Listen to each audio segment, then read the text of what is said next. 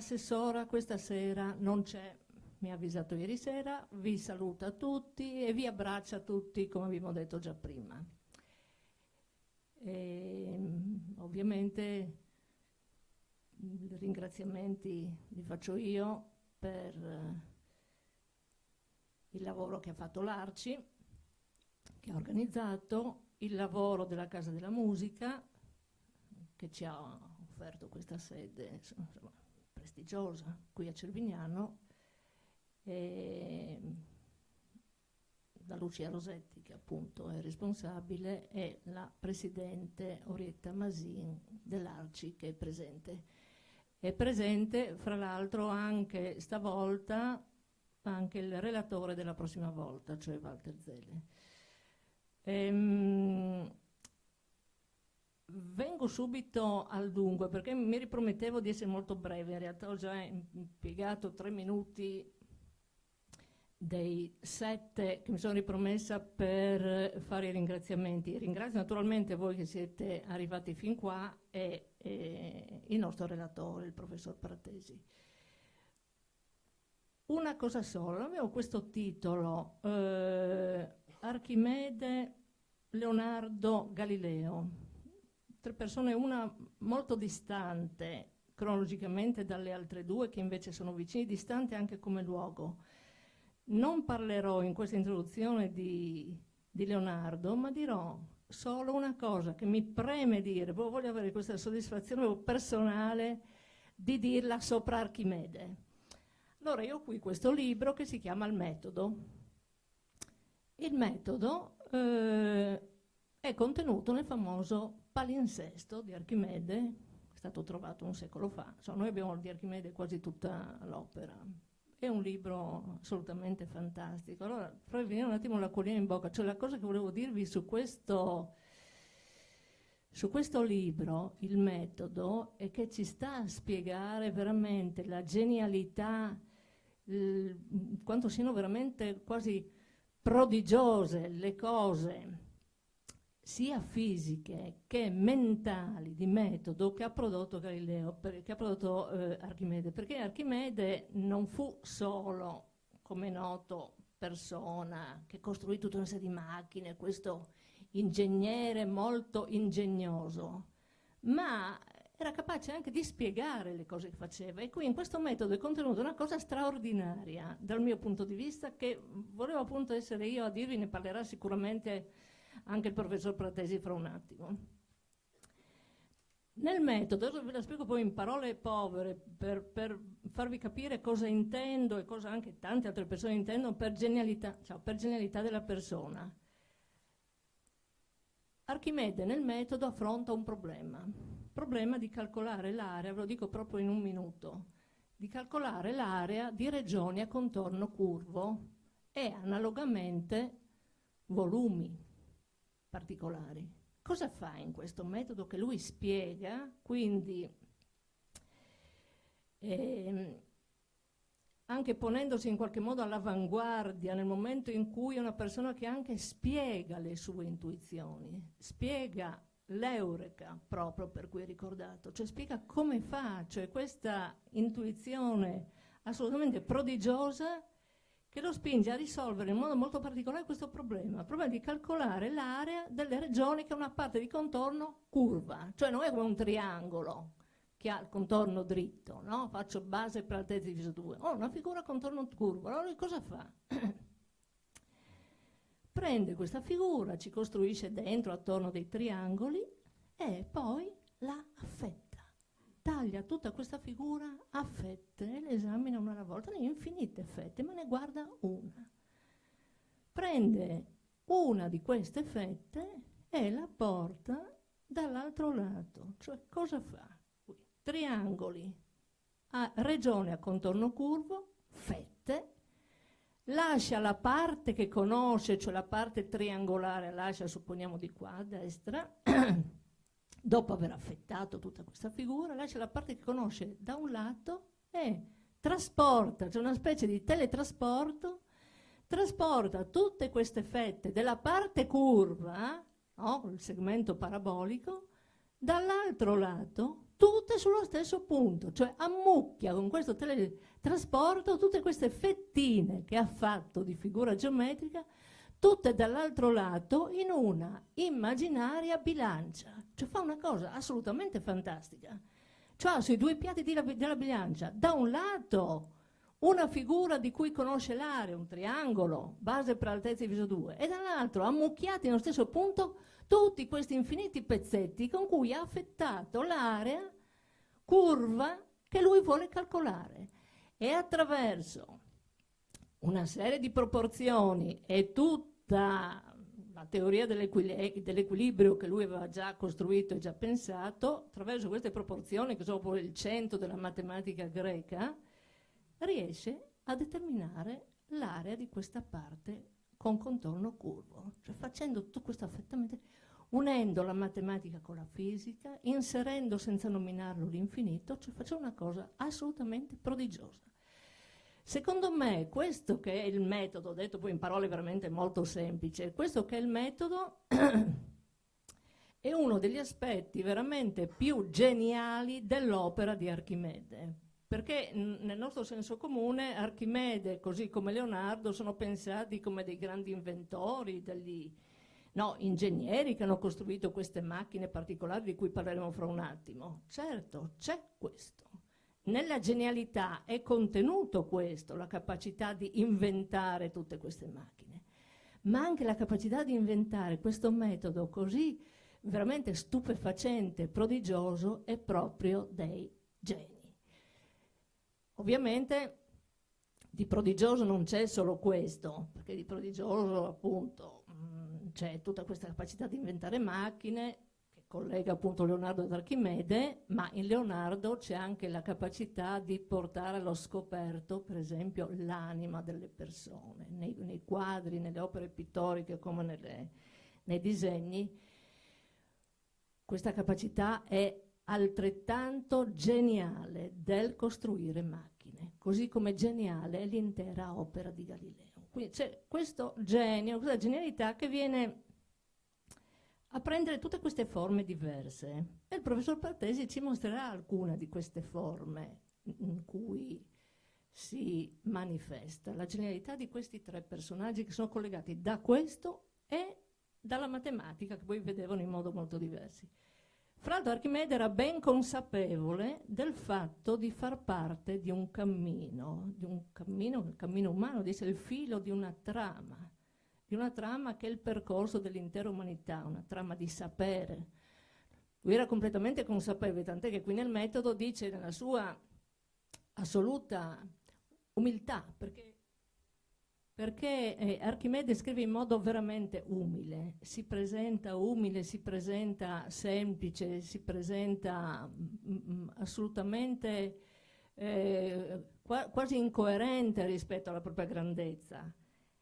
E questa consapevolezza di essere parte di questo cammino la dice poi in 2 righe che vi leggo, che rappresentano poi il suo passaggio del testimone. Quel testimone che lui sta virtualmente passando nel nostro discorso di oggi a Leonardo e a Galileo.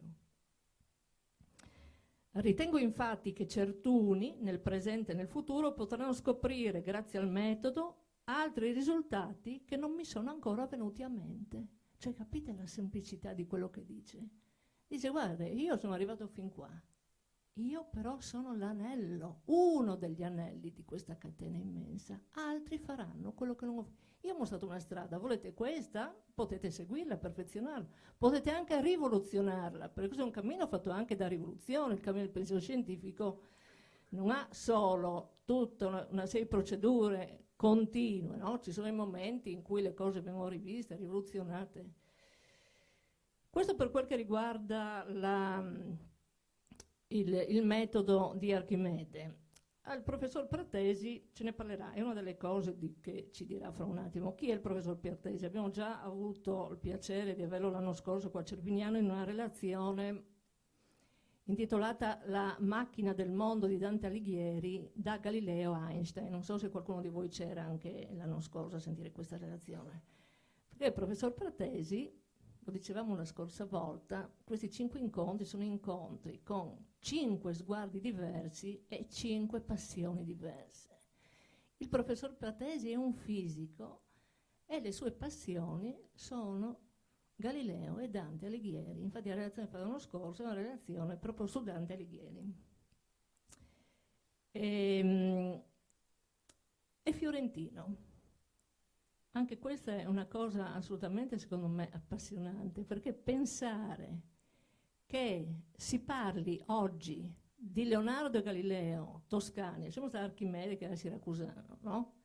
Di Leonardo Galileo Toscani con la parlata, chiamiamolo così, l'idioma, l'accento, l'italiano del fiorentino, per quel che mi riguarda è una cosa estremamente appagante. Cioè sentire un fiorentino che parla con la lingua che io immagino avessero utilizzato Leonardo e Galileo, che pur non erano fiorentini, ma insomma, ma il vinciano e il pisano sono molto diversi, diciamo così, però per noi friulani si possono pensare comunque sempre toscani. Quindi pensare che sia un toscano a dire delle parole su queste persone, nonostante la lotta che c'è il campanilismo, no? Pisa-Firenze, come c'è fra Trieste e Udine, come c'è in tutte queste situazioni tremendo.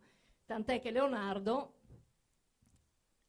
ha fatto anche dei progetti che erano legati in qualche modo a questa situazione, no? Di tensione che c'era fra Firenze e Pisa, no? Tutta una serie di progettazioni. Beh, che cosa fa il professor Pratesi? Il professor Pratesi, oltre alla docenza, collabora, ma non è solo collaboratore, è anche animatore del Museo Galileo a Firenze. Sul sito del Museo Galileo potete trovare alcune delle sue lezioni, come in rete potete trovare tutta una serie di canti, credo Inferno e una parte del Purgatorio, tutta una serie di canti recitati rigorosamente a memoria dal professor Pratesi, perché adesso le persone che sono venute anche l'anno scorso lo sanno, quelli che non c'erano l'anno scorso non lo sanno, per cui lo dico anche per loro. Il professor Pratesi conosce la Divina Commedia a memoria, è una passione della sua esistenza, come la passione per la storia della scienza, cioè non ama solo Galileo, ama Dante, ama la storia della scienza, e di storia della scienza si occupa facendo comunicazioni e relazioni come quelle che fa oggi nei luoghi della cultura ma anche nei luoghi dove le persone si incontrano semplicemente, cioè non va a parlare solo nei luoghi predisposti, adibiti alla cultura, questo, no? Siamo una casa della musica, va a parlare dove le persone anche si incontrano per dialogare, per chiacchierare, per parlare di politica, insomma, presenta il pensiero scientifico e la sua importanza anche lì. Un'ultima cosa volevo dirvi, perché insomma, è dovuta assolutamente quando si parla del professor Pratesi, la memoria. Lui conosce la Divina Commedia a memoria. La memoria ha sede nella mente, ma tutti sappiamo che la memoria è faccenda del cuore. È noto questo, perché quando si ricorda e si scorda, si sta portando al cuore e si sta allontanando dal cuore. E infatti è proprio lì, e con questa immagine vi lascio, sul cuore e nel cuore, che lui porta la Divina Commedia nel famoso taschino che abbiamo già indicato l'anno scorso. Ecco, a me apposta vedo a me, taschino della camicia. È lì, è presente. Vi lascio, ho usato un quarto d'ora invece che i miei 7 minuti, vi lascio al professor Pratesi.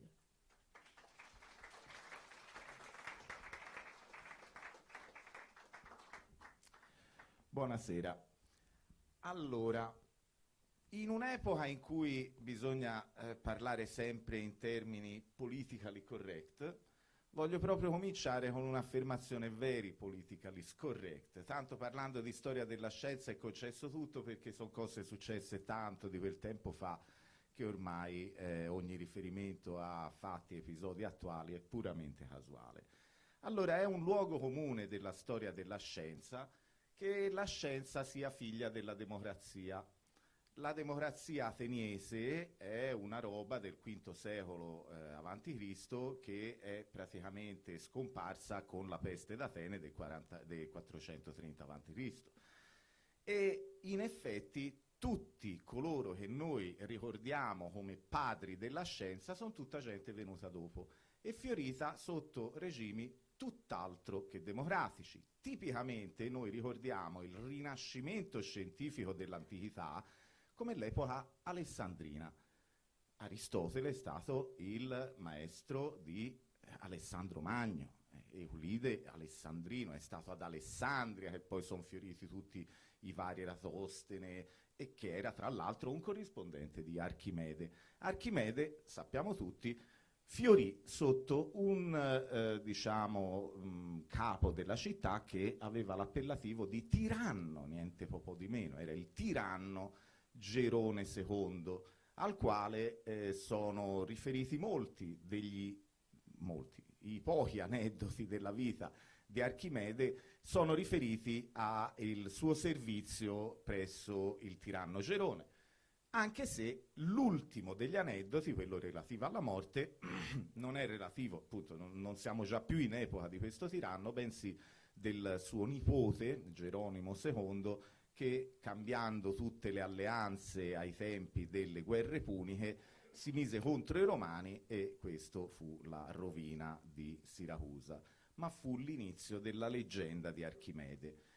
E di Leonardo da Vinci, sebbene non si possa dire legato a un qualche regnante, ma ho voluto mettere il più significativo di coloro ai quali è stato a servizio Leonardo da Vinci, il duca valentino Cesare Borgia, il figlio del Papa Alessandro VI Rodrigo Borgia, che quindi, insomma, anche lui tanto democratico, proprio tutto sommato. E Galileo, naturalmente, al servizio dei medici ho messo quello che tra l'altro è vissuto meno di tutti tra i medici al tempo di Galileo, però è colui che ha richiamato Galileo a Firenze da Padova in qualità di matematico e filosofo primario di Sua Altezza Serenissima, il Granduca di Toscana. Ecco, questo per cominciare e dire che non è necessariamente vero che scienza e democrazia siano la stessa cosa. Ora, cos'altro all'inizio, tanto per cominciare, accomuna questi personaggi? Beh, intanto chiariamo subito i rapporti tra Galileo e Leonardo, perché si fa prestissimo. Galileo conosceva pochissimo Leonardo. C'è solo una riga nel dialogo in cui Galileo ricorda il Da Vinci come un maestro di pittura che ha scritto un trattato della pittura, ma in realtà i manoscritti leonardiani al tempo di Galileo non circolavano. Erano in mano del Melzi e prima ancora di un tal Mezzenta. C'è stato uno studioso che ha azzardato il fatto che tramite Mezzenta Galileo potesse aver visto i manoscritti leonardiani, perché Mezzenta e Galileo hanno frequentato lo studio di Pisa, ma in tempi diversi, ma proprio a distanza di anni. Cioè quando Mezzenta era a Pisa, Galileo c'era ma era studente, quando poi Galileo era come professore a Pisa, Mezzenta era già da queste parti, insomma, perché era veneziano, e solo a Venezia entrò in possesso dei manoscritti leonardiani, quindi ci sono delle dissonanze cronologiche per cui non c'è nessuna possibilità, insomma sono veramente pochissime le probabilità che Galileo abbia avuto notizia dei manoscritti leonardiani. Per cui la questione, diciamo, dei rapporti tra Galileo e Leonardo si liquida molto semplicemente, mentre invece è proprio Archimede quello che li lega tutti e due profondamente.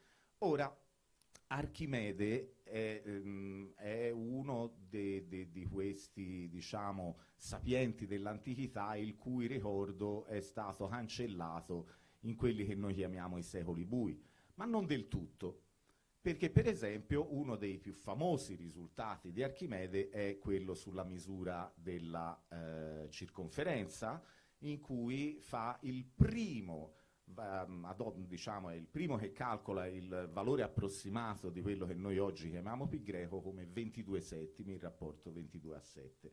Tant'è che 22 diviso 7 fa 3,14, poi la terza cifra è un 2, per cui sbaglia sulla terza cifra, ma essendo un rapporto semplice è molto utile, e anche Galileo userà 22 settimi come valore di pi greco per i suoi calcoli astronomici che dovrà fare.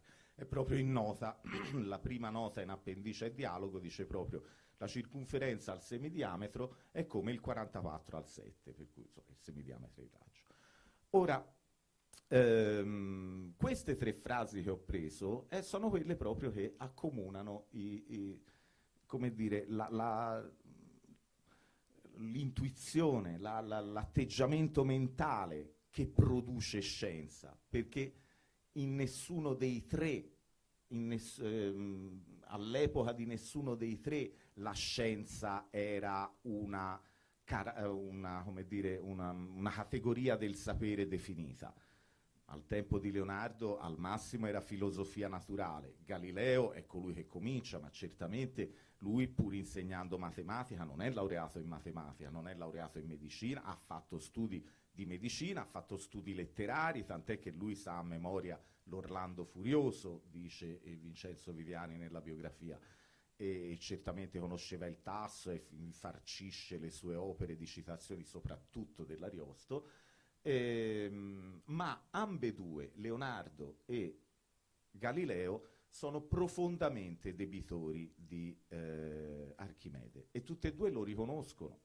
Ora, abbiamo detto Archimede è uno dei dimenticati diciamo, dei secoli bui, quelli che vengono, anche se secondo me impropriamente chiamati secoli bui, ma i risultati erano rimasti. Il fatto che la circonferenza fosse 22 settimi è anche nel tesoro di Brunetto Latini, per cui è una cognizione che Dante stesso poteva avere, essendo Brunetto Latini appunto il maestro di Dante, tant'è che nel 29esimo dell'Inferno una bolgia è descritta come avere un circuito di 22 miglia. Pensa, se tu a annoverarle credi, che miglia 22 la valle volge.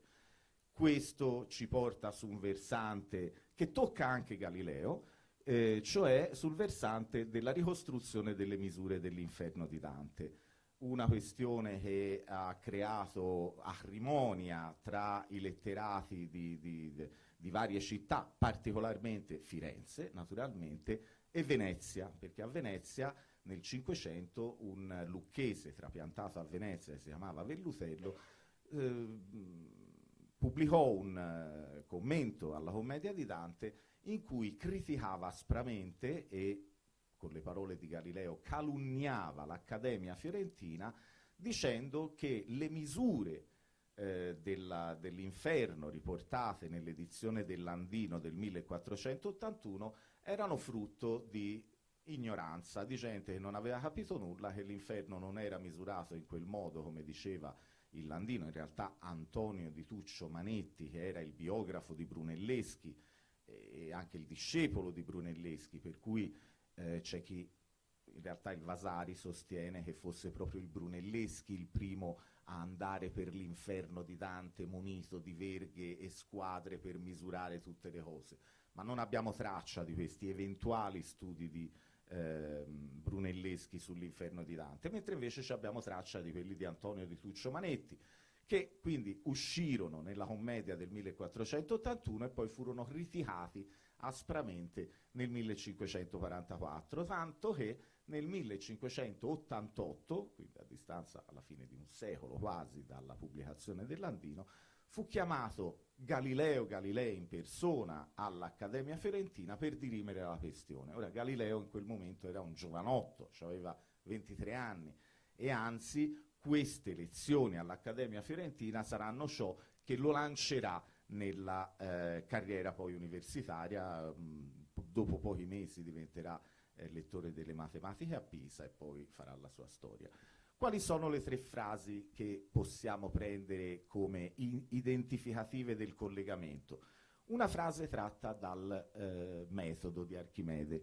Sapendoti, pure lui sta parlando a Eratostene è proprio il direttore della biblioteca di Alessandria, che spedì uno schiavo a piedi da Alessandria d'Egitto a Assuan, contando i passi per poter misurare poi la circonferenza terrestre, e trovò anche un valore, diciamo, accettabile.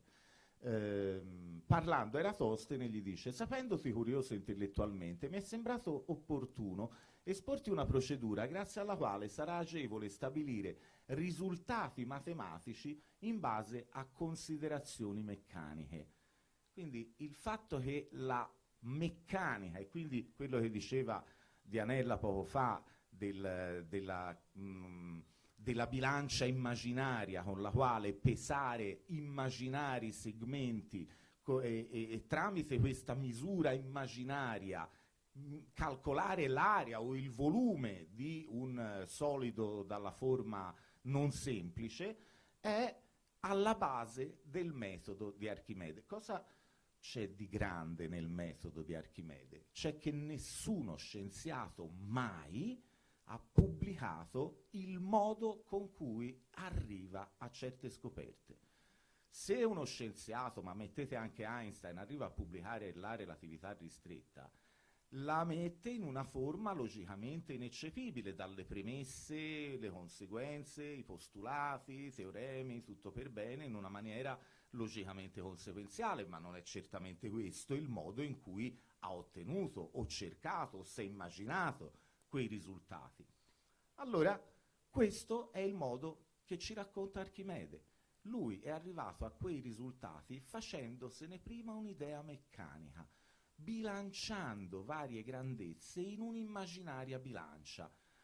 Questa storia della bilancia è importantissima e lega quasi tutta, diciamo, l'opera di Archimede, perché dietro c'è uno dei 3 aneddoti nei quali ho diviso poi l'intervento di stasera, per cui andiamo avanti, se no qui passi il tempo e non si dice nulla.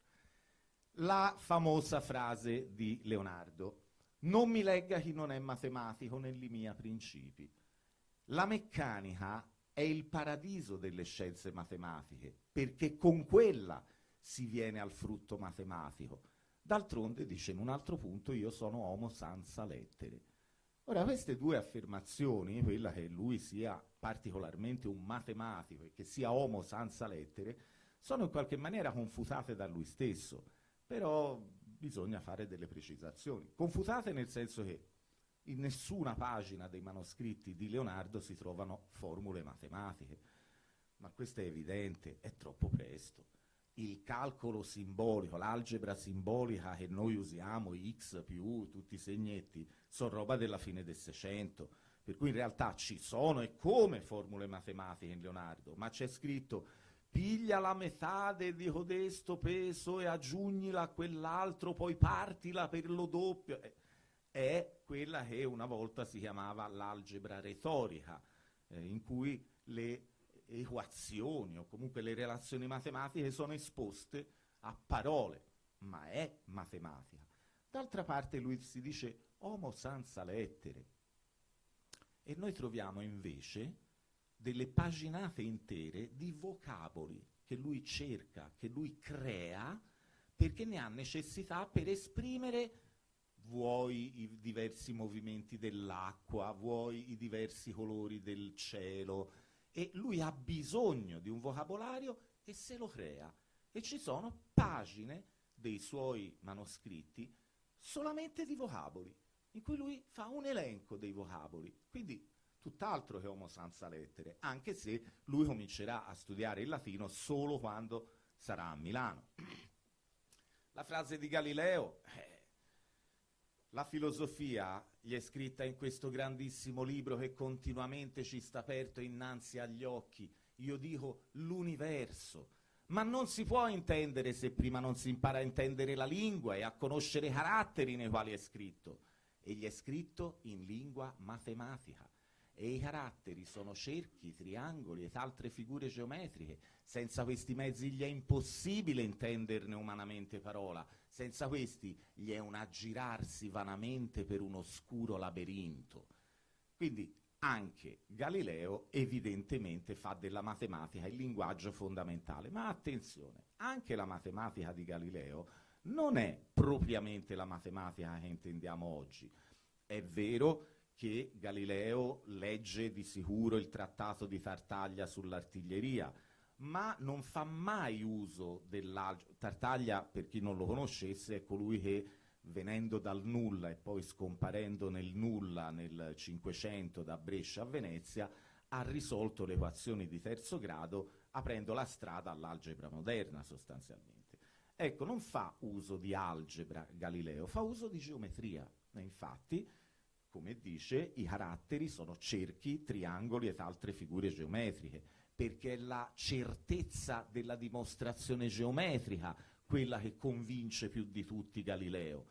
E in effetti, ovviamente, neanche Archimede usava un'algebra, usava una matematica, usava questi principi dell'equilibrio, ma certamente non in forma simbolica. Anche lì erano dimostrazioni puramente matematiche, unite alla, come dire, all'immaginazione di, per esempio, questa bilancia immaginaria. Ora, c'è da dire una cosa curiosa, la dirò solo brevemente perché ci porterebbe troppo lontano.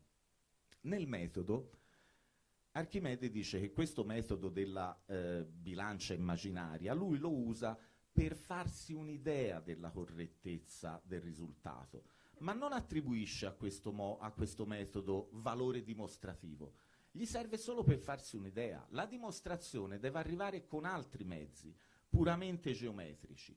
Ma avendo, come dire, intuito con questo modo grossolano, meccanico, che il risultato doveva essere questo, allora procedeva in un altro modo, avendo, come dire, una certa sicurezza che il risultato che cercava era quello lì, e era quindi quello dove voleva arrivare.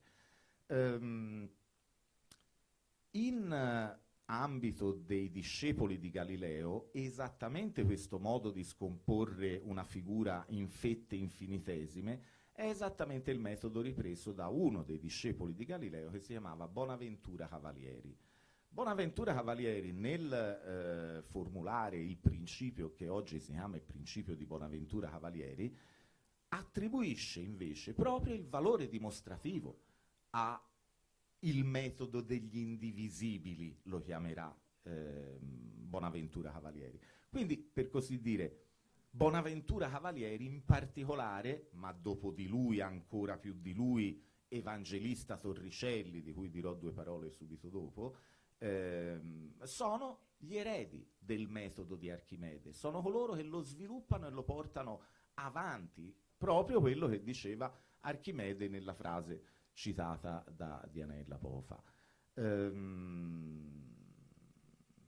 Volevo dire qualcosa. Ah sì, Evangelista Torricelli. Evangelista Torricelli è colui che prenderà il posto di Galileo come matematico e filosofo primario di Sua Altezza Serenissima, il Granduca di Toscana, nel 1642, alla morte di Galileo, ma ha la sventura di scoprire il peso dell'aria, cioè la pressione dell'aria, e di scoprire che pesa tanto quanto una colonna di mercurio alta un braccio ed un quarto ed un dito di più, cioè 76 centimetri.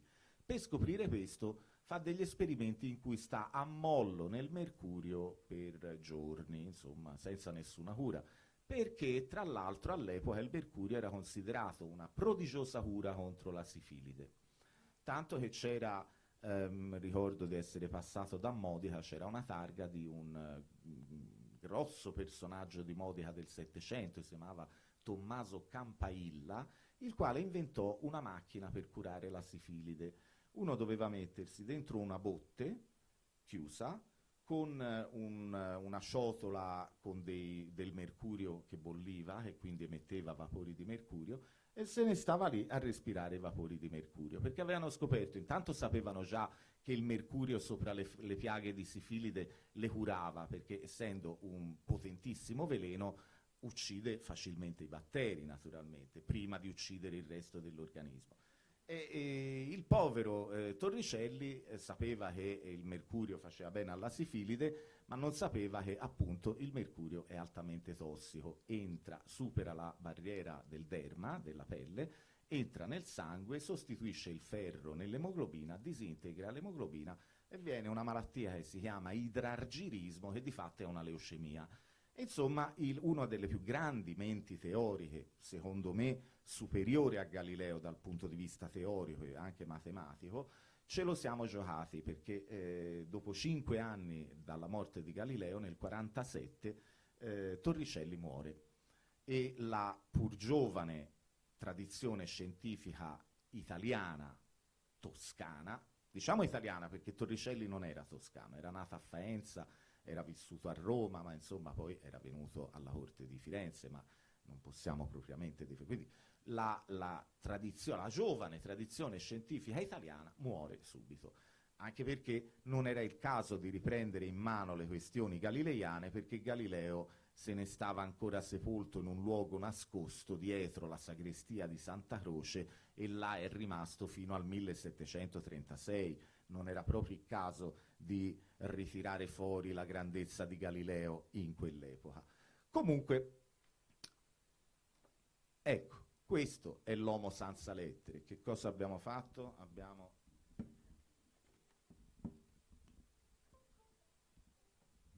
elaborazione segnale.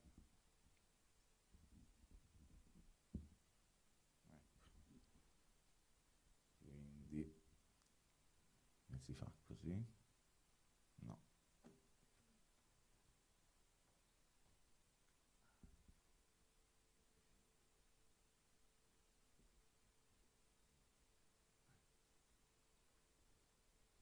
Ecco una pagina di vocaboli, ma mica uno. Questi sono tutti vocaboli che riguardano l'acqua, i vari comportamenti dell'acqua, quando schizza, quando frulla, quando sghiribizza, cioè la fantasia nel trovare vocaboli descrittivi di semplicemente il comportamento dell'acqua è appunto degna di Homo senza lettere, diciamo così. Capitolo 1, Eureka. Voi forse conoscete l'aneddoto della vita di Archimede legato a questa parola, vuol dire ho trovato. A un certo punto il tiranno Gerone II va da Archimede e gli dice guarda c'è un artigiano al quale io ho dato dell'oro per farmi una corona che me l'ha fatta questa corona, me l'ha fatta però bellissima. È vero che pesa tanto quanto l'oro che gli ho dato, ma a me mi sembra che mi abbia fregato. Senti Archimede, riusciresti a stabilire se in questa corona c'è tutto oro oppure c'è anche un po' d'argento? Pensa che ti ripensa, la leggenda dice che l'idea risolutiva gli venne mentre stava facendo il bagno e col fatto che la presenza del suo corpo nella tinozza faceva fuoriuscire una certa quantità d'acqua, gli fece venire in mente che un'uguale quantità in peso di materiali diversi sposta quantità di acqua diverse.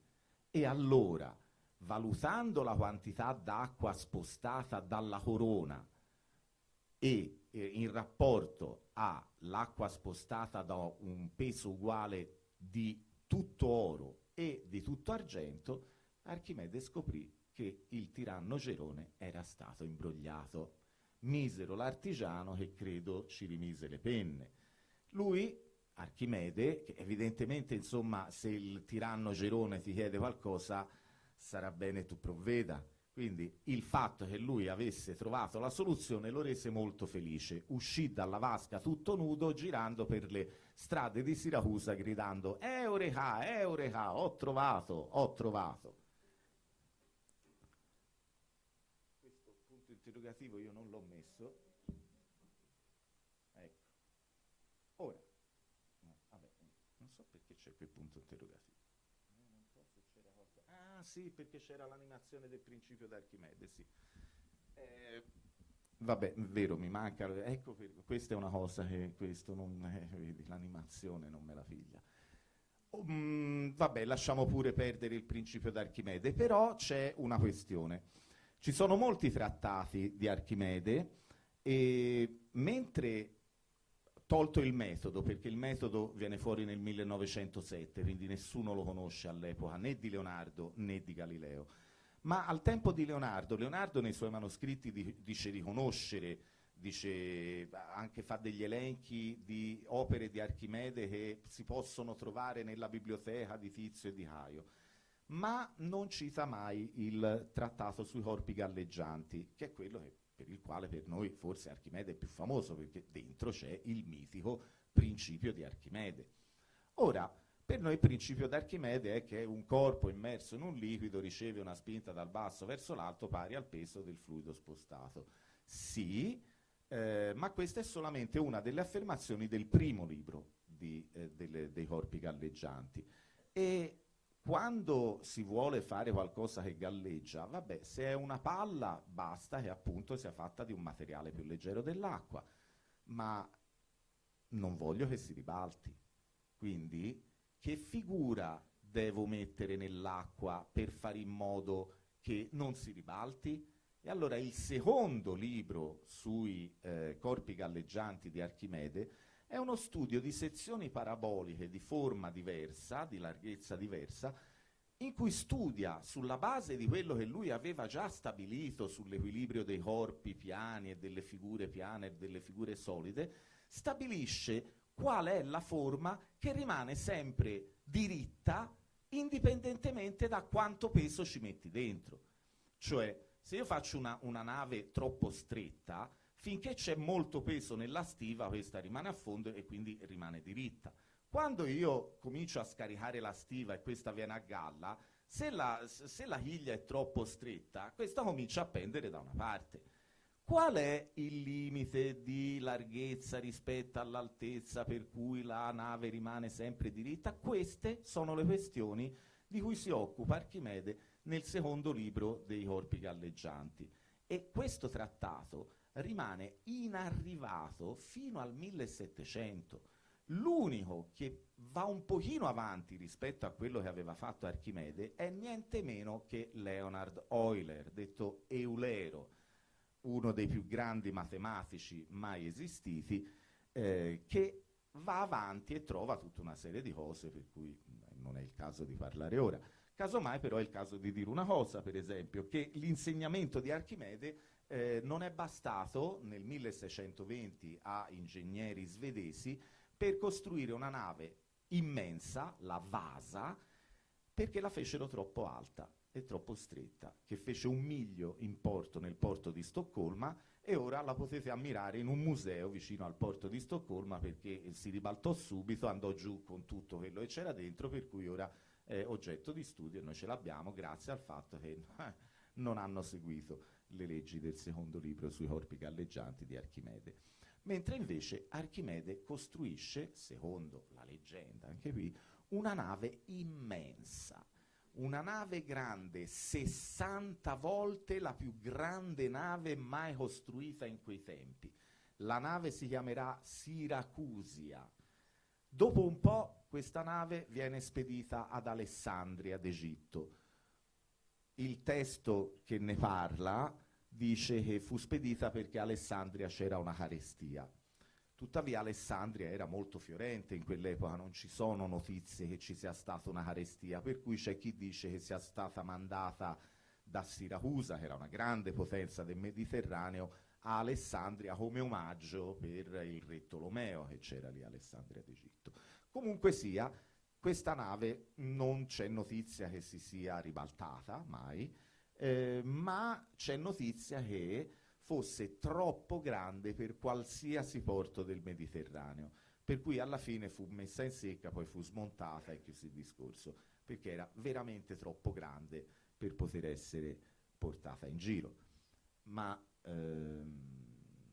ecco, l'acqua è una questione che lega Archimede, con ovviamente il trattato sui corpi galleggianti, Leonardo, perché Leonardo ovviamente si occupa di acqua, particolarmente però di acqua in movimento, quindi di idrodinamica, perché a un certo punto Leonardo gli viene commissionato, insomma, poi lo studia anche per conto suo, una canalizzazione dell'Arno da Firenze a Pisa, per motivi diversi. Uno per eventualmente